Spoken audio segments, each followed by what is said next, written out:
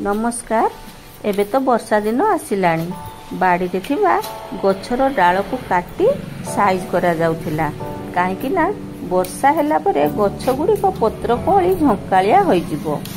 Bell गछर डाल को जते बेले साइज करूथिले मु जाई देखे तो तळे पडिथिबा बेल डालटी रे बहुत बेल कसी होईछि। मु आउ डेरी न करी एही कसी बेल सब को तळे नेली। तापरे भलो भाबे धोई खरारे सुखाई देली। सेथिरु पानी सुखी गला पोरे ताकू एमिति छोट छोट करी काटी नेली। छोट छोट करी देले एहा शीघ्र सुखी जाई थाए आउ सहजरे गुंड करी हुए।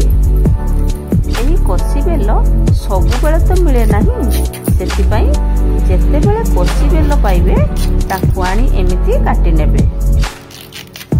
आउ काटिबा पई एहा एते नरम जे ठीक काकुड़ी काटिला परी काटी होई जाए। आउ सुखी गला परे आपण एहाको गुंड करी बहुत दिन पर्यंत रखि पारिबे।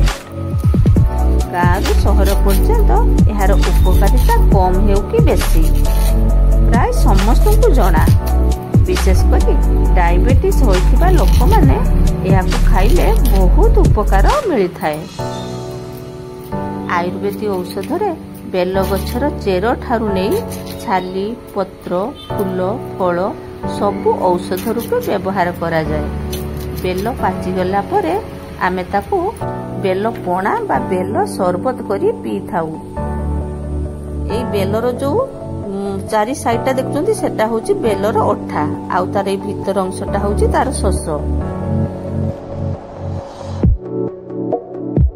ग्रीष्म ऋतु रे एहा पाची थाए तेणु बहुत मात्रा रे एहाकू पणा करी पी थांती। एही बेल एते उपकार जे यार जेते भी गुण कहले जम्मा भी सरिबो नाही।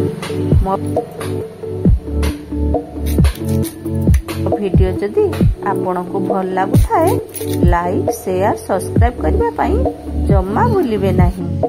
आज पई एतिकी पुणी देखा हबो आउ एक नुआ वीडियो सह।